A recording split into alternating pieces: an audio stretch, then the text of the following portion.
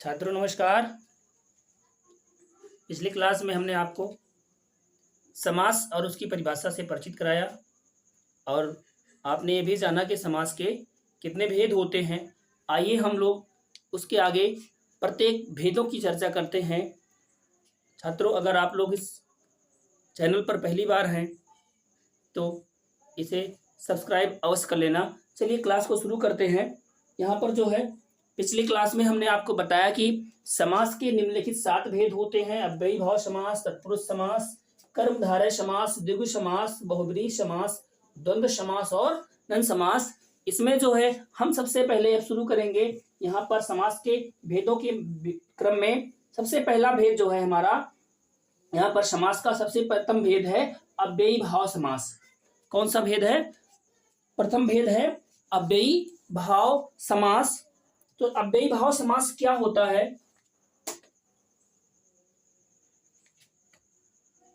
अव्ययी भाव समास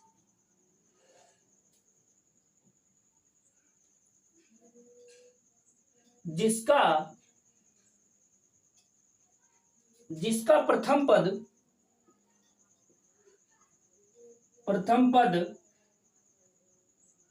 अव्यय हो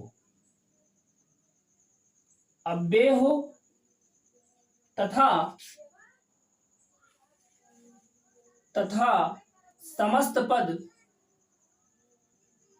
समस्त पद क्रिया विशेषण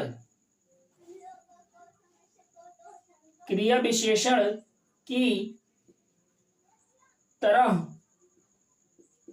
प्रयोग होता हो, क्रिया विशेषण की तरह प्रयुक्त हो उसे अव्ययी भाव समास कहते हैं। अव्ययी भाव समास कहते हैं।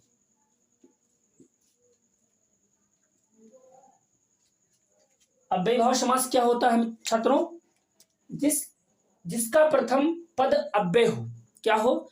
अव्यय हो, तथा समस्त पद क्रिया विशेषण की तरह प्रयुक्त हो, उसे हम क्या कहते हैं?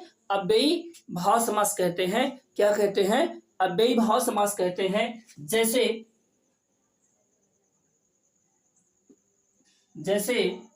यथाशक्ति,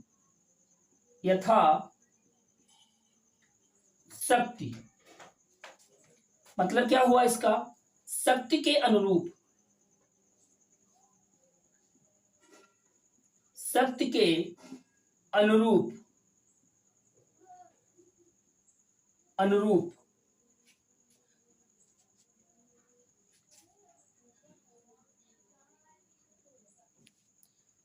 यथाशक्ति प्रतिदिन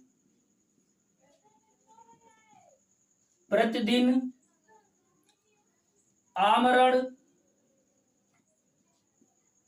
आजन्म,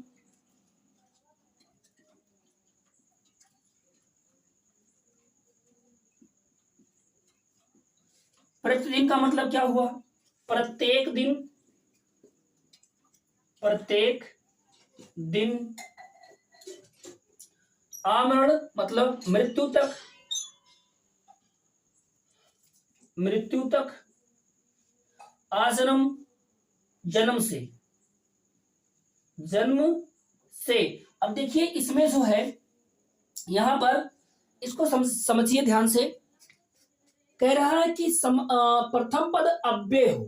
क्या हो? अव्यय हो। अब देखिए इसमें यथा, प्रति, आ, यहां पर यथा, प्रति, आ, ये सभी क्या हैं? ये सभी अव्यय हैं। क्या है? अव्यय।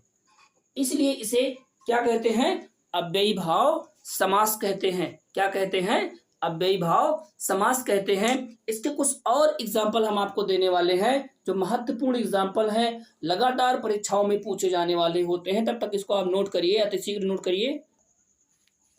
देखिए अव्ययी भाव के कुछ महत्वपूर्ण एग्जाम्पल हैं। अनुकूल मतलब कुल के अनुरूप अर्थात मन के मुताबिक। आकंठ, आकंठ मतलब कंठ तक। खंड खंड, एक खंड से दूसरा खंड। उपकूल, कुल के समीप। घड़ी घड़ी, घड़ी के बाद घड़ी। घर घर, एक घर से दूसरा घर। प्रत्यक्ष, अक्ष आंख के आगे। प्रतिमास, प्रत्येक मास। भरपेट, पेट भरकर। प्रतिक्षण, प्रत्येक क्षण। हाथों हाथ, एक हाथ से दूसरा हाथ इत्यादि। ऐसे बहुत सारे इसके महत्वपूर्ण उदाहरण हैं जो अव्ययी भाव के हो सकते हैं। देखिए इसमें प्रत्येक में अनु, आ, खंड, उप जो है प्रत्यक्ष, प्रति, प्रति, भर, ठीक है ना, प्रति, हाथों हाथ। अब यहाँ पर अव्ययी भाव में प्रथम पद अव्यय होता है। दूसरा हम आपको बता दें, यहां पर आप विचार कीजिए, जैसे अगर एक ही वर्ण का बार बार दोहराया हो, पुनरावृत्ति हो रही हो एक समान वर्ण की। हाथों हाथ, घड़ी घड़ी, घर घर, खंड खंड, खंड खंड, ठीक है। और जो है दिनानुदिन, धीरे धीरे,